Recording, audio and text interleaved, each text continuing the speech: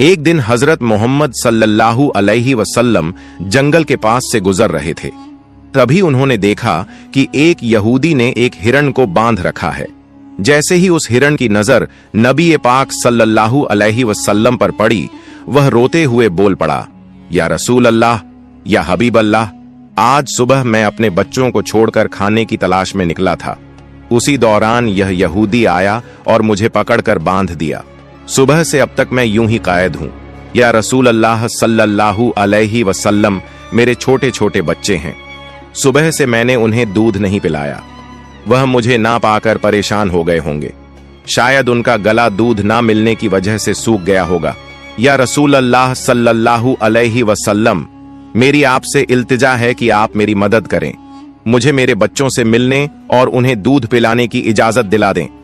हिरण्य की दर्द भरी गुजारिश सुनकर हजरत मोहम्मद सल्लल्लाहु अलैहि वसल्लम की आंखों से आंसू छलक पड़े। आपने उस यहूदी से फरमाया, ऐ यहूदी, तुमने इस मासूम हिरण्य को क्यों बांध रखा है? यहूदी ने जवाब दिया, मैंने इसका शिकार किया है।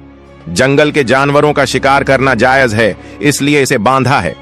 नबी अकरम सल्लल्लाहु अलैहि वसल्लम ने फरमाया, क्या तुम नहीं देख रहे कि यह एक मां है? इसके थन दूध से भरे हुए हैं। यह अपने बच्चों को दूध ना पिला पाने की वजह से परेशान है। इसे छोड़ दो ताकि यह अपने बच्चों को देख सके और उन्हें दूध पिला सके।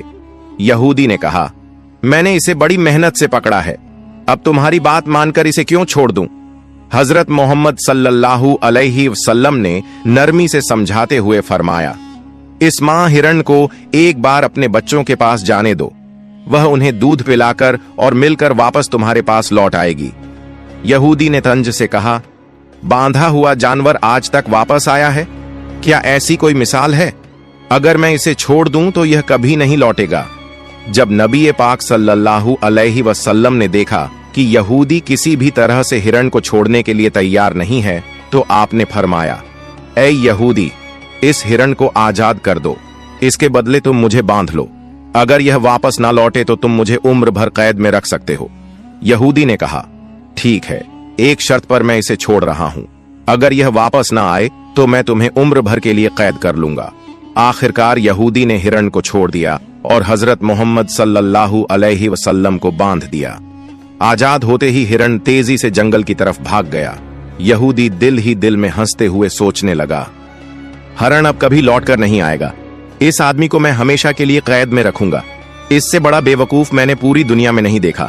एक जंगल के जानवर के लिए इसने अपनी जिंदगी दांव पर लगा दी। हिरण तेजी से अपने बच्चों के पास पहुंचा।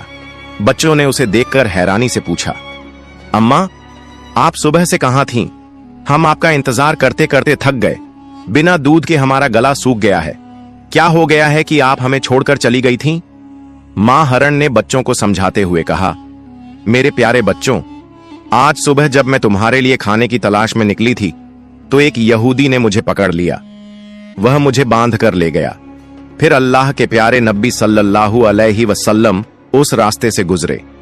मैंने उनसे तुम्हारी हालत के बारे में कहा और उनसे मदद की गुहार लगाई। हिरण ने आगे कहा, नबी करीम सल्लल्लाहु अलैहि वसल्लम ने मेरी मदद करने के लिए खुद को उस यहूदी के पास गिरवी रख दिया ताकि मैं तुमसे आखिरी बार मिल सकूं।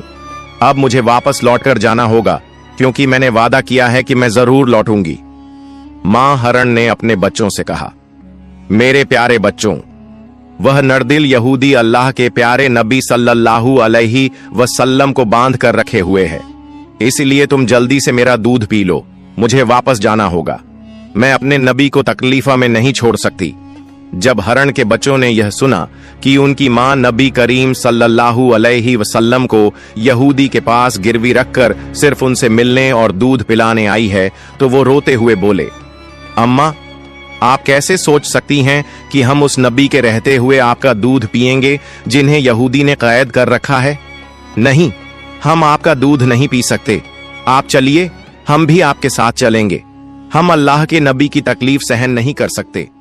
उसके बाद मां हिरण अपने बच्चों